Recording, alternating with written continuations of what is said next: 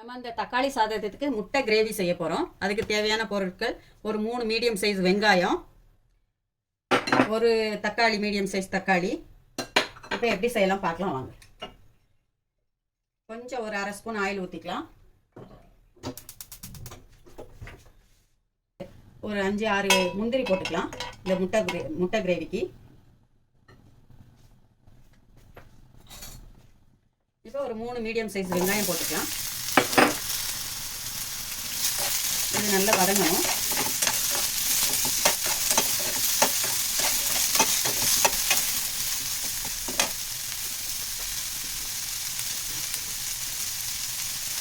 இது ஒரு 5 பச்சை மிளகாய் சேர்த்துக்கலாம். நம்ம காரம் எதுவுமே சேர்க்க போகிறதில்ல, பச்சை மிளகாய் தான் காரம் கொடுக்கும்.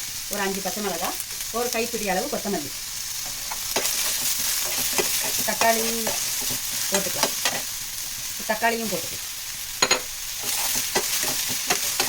இது எல்லாமே கொஞ்சம் வதங்கணும்.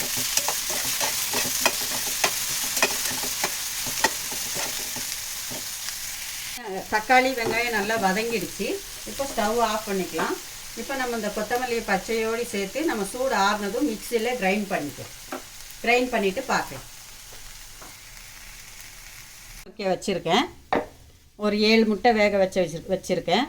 இந்த முட்டைக்கு தான் நம்ம அந்த தக்காளி வெங்காயம்லாம் வதக்கி கிரேவி செய்கிறோம். இப்போ எப்படி செய்கிறதுன்னு பார்க்கலாம் வாங்க. அடுப்பில் வச்சுக்கிறீங்க, ஸ்டவ் ஆன் பண்ணிக்கோங்க. இப்போ பேன் சூடானதும் நம்ம செக்கில் ஆட்டின தேங்காய் எண்ணெய் ஊற்றிக்கலாம். ஒரு 5 ஸ்பூன் தேங்காய் எண்ணெய். எண்ணெய் சூடாகட்டும்.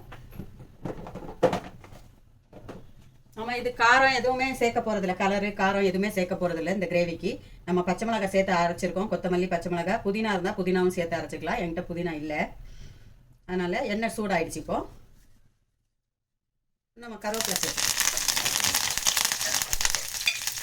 கொஞ்சமாக இந்த நம்ம வீட்டு கரம் மசாலா சேர்த்துக்கலாம். நீங்கள் முழுசாக கூட சேர்த்துக்கலாம், அது உங்கள் விருப்பம்.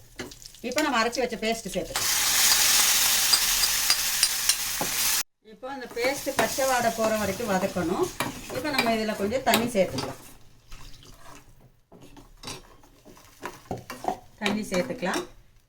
இப்போ இதுக்கு தேவையான அளவு உப்பு சேர்த்துக்கலாம். நம்ம இந்த கிரேவிக்கு என்ன தேவையோ அந்த அளவு உப்பு சேர்த்துக்கலாம்.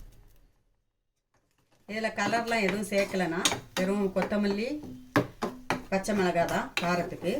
உப்பு சேர்த்துருக்கேன், இஞ்சி பூண்டு சேர்த்துருக்கேன். இப்போ இது பச்சை வாடை போகிற வரைக்கும் நல்லா கொதிக்கட்டும். லிட்டு போட்டு நம்ம கிரேவி எப்படி இருக்குன்னு பார்க்கலாம். பச்சை வாடை போயிடுச்சான்னு பார்க்கலாம். ஒரு 5 நிமிஷத்துலேருந்து 10 நிமிஷம் கொதிச்சா போதும், பச்சை வாடை போயிடும். உப்பு நீங்கள் அந்த ஸ்டேஜில் செக் பண்ணிக்கோங்க. உப்பு தேவைன்னா உப்பு போட்டுக்கலாம். இப்போ நம்ம கிரேவி ரெடி ஆகிடுச்சு. இப்போ முட்டையை நம்ம இந்த மாதிரி கட் பண்ணிக்கணும். இந்த உள்ள அந்த காரம் உப்பு எல்லாம் இறங்கிறதுக்கு இந்த மாதிரி கட் பண்ணி இப்படி போட்டுக்கலாம். எல்லா முட்டையும் இந்த மாதிரி செஞ்சு